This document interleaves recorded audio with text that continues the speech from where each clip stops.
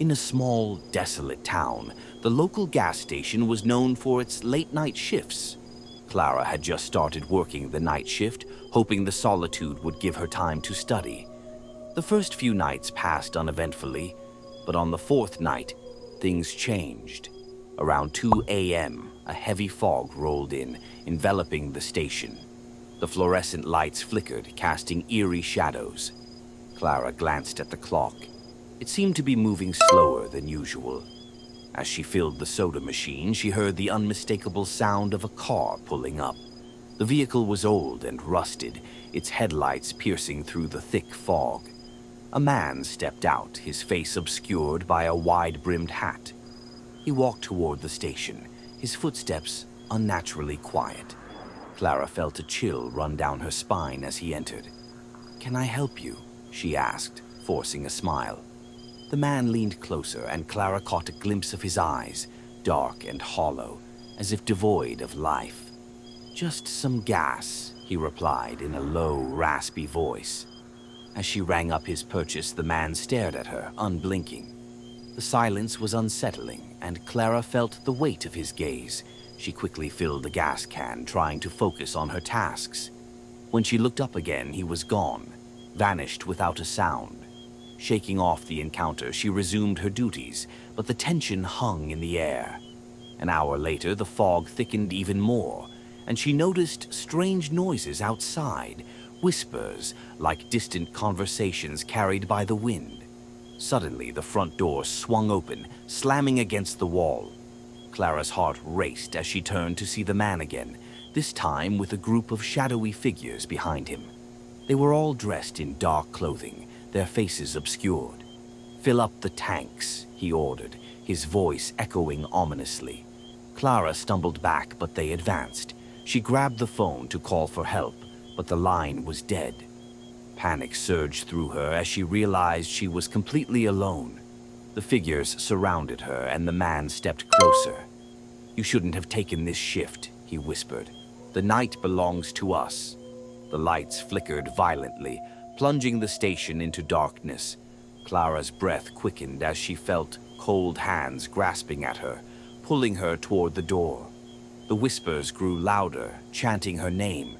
Just as suddenly as it began, the lights flickered back on. The station was empty. Clara stood frozen, the gas can in her hands, heart racing. Had it been a nightmare? But as she glanced outside, she saw the figures in the fog, still watching, waiting. They were a part of the night now, and so was she. Every night shift after that, Clara would hear their whispers, knowing she could never escape the darkness again.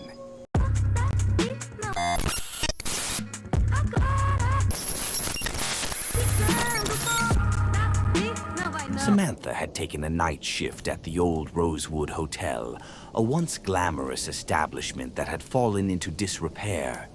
It was known for its ghostly legends, stories of lost guests who never checked out. She brushed them off, thinking it would be an easy way to save money for her studies. The first few nights were quiet. The lobby clock ticked steadily, and she spent her time reading and checking in the occasional late-night guest. But on her fifth night, things began to feel off. Around 2 a.m., the phone rang, shattering the silence. The caller ID showed room 217, an unoccupied room. Confused, she picked up the receiver. "Hello," she said, heart racing. There was only static, then a soft whisper, barely audible. "Help me." Samantha's skin crawled. She quickly hung up, glancing at the room assignments. No one had been checked into 217 for weeks. Later, she heard the creaking of floorboards above her, despite no one being registered. The sounds grew louder, accompanied by a whispering that echoed through the halls. Determined to prove her bravery, she decided to investigate. Armed with a flashlight, she ascended the worn staircase to the second floor. The atmosphere thickened as she approached room 217, its door slightly ajar. Taking a deep breath, she pushed the door open. The room was dark, the curtains drawn tight. As she stepped inside, her flashlight flickered, casting unsettling shadows. The air was heavy, filled with an inexplicable dread. "Hello?" she called out, but her voice trembled in the silence. She turned to leave, but the door slammed shut behind her. Panic surged as she grasped the handle, but it wouldn't budge. The whispers grew louder, swirling around her. "Help me," they echoed, pulling her deeper into despair. She turned back to the room, and her flashlight revealed a figure in the corner. A woman, pale and sorrowful, her eyes filled with unshed tears. "Why won't you help me?" the figure pleaded, her voice a haunting melody. "Who are you?" Samantha managed to choke out, fear tightening her throat. "I was forgotten," the woman whispered, her form flickering like a candle in the wind. "Trapped between worlds. You must set me free." Before Samantha could respond, the temperature plummeted and the lights began to flicker. The whispers transformed into anguished cries. She backed away, her heart pounding in her chest. "Please," the woman cried, reaching out. "Do not leave me here." Samantha's mind raced. The legends, the lost guests.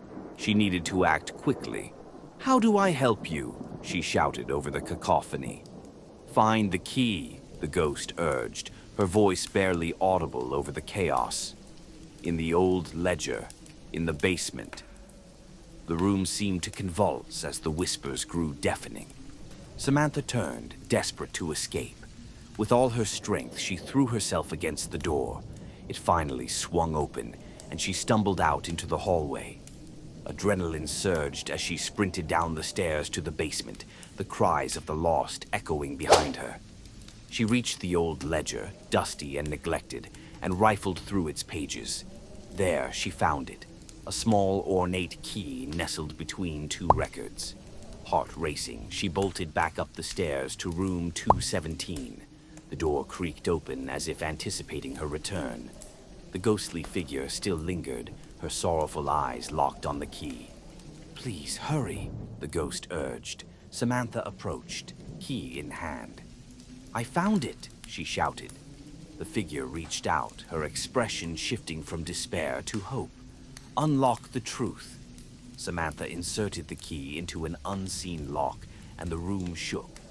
Light burst forth, illuminating the space. The whispers transformed into a chorus of gratitude. As she turned the key, the ghost began to dissolve into a cascade of shimmering light. "Thank you," the spirit exclaimed before vanishing entirely, leaving only a gentle breeze in her wake. With the weight lifted, Samantha felt an overwhelming sense of peace settle in the hotel. She took a deep breath, the air now warm and inviting.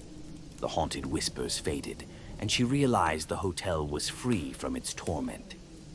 As dawn broke, Samantha emerged into the morning light, a survivor of the night. She knew she would never forget her encounter at the Rosewood Hotel and the lost souls that found their way home. Tessa had just started her night shift at the old Silver Screen Theater, a place known for its retro films and eerie atmosphere. It was a slow job, often only a handful of customers during the late hours. But tonight felt different. As the clock struck midnight, she heard laughter echoing through the empty halls. A group of teenagers, clearly too young to be in a horror movie by themselves, had snuck in to watch a late screening. She hesitated, considering calling security, but something in their playful banter intrigued her. She decided to let it slide, thinking they wouldn't cause any trouble. Halfway through the film, the laughter turned into hushed whispers, and Tessa's curiosity got the better of her. She walked down the corridor to investigate. As she approached the screening room, she caught snippets of their conversation. "It'll be hilarious. Just think about it," one of the boys said, his voice dripping with excitement. "No one will know it was us." Tessa's gut twisted. She knocked lightly on the door, interrupting their discussion. "Everything okay in there?" she asked, forcing a smile. The teens looked at her, a mix of surprise and irritation on their faces. "Yeah, just watching the movie," one girl said, though the glint in her eyes suggested something darker. Feeling uneasy, Tessa returned to the concession stand. but the laughter didn't stop. It only grew louder, the mood shifting from playful to sinister. As she watched the flickering screen, a sense of dread settled over her. An hour later, the group emerged from the screening room, their faces flushed with excitement. They didn't seem to notice Tessa standing there. She decided it was time to call it a night, but just as she reached for the phone, a loud crash echoed from the direction of the projection room. Startled, she dashed toward the noise. The door was slightly ajar, and she pushed it open to find one of the boys, Lucas, standing over a sprawled figure on the ground. The dim light illuminated the scene, revealing another teen, Alex, who was bleeding and unconscious. "What happened?" Tessa gasped, her heart racing. Lucas looked up, panic in his eyes. "We were just messing around. He slipped." But the boy's voice trembled, and Tessa could see the knife glinting in his hand, its blade stained with crimson.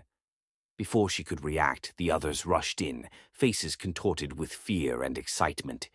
"We need to get rid of him," one girl shouted. "We can't let anyone know."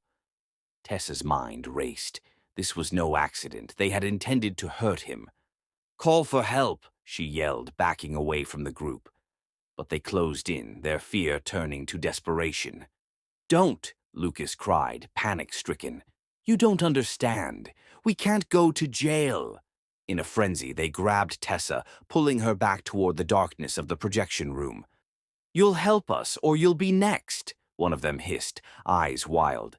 Tessa struggled, adrenaline coursing through her veins. She had to escape. With a sudden burst of strength, she pushed against the nearest boy and darted toward the exit. The door slammed shut behind her, but she was already sprinting down the hall.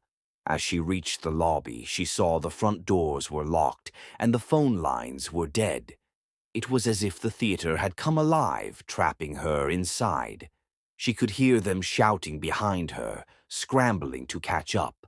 With nowhere to go, Tessa ducked into the nearest screening room, praying it was empty. The flickering screen illuminated the seats, but the theater was dark.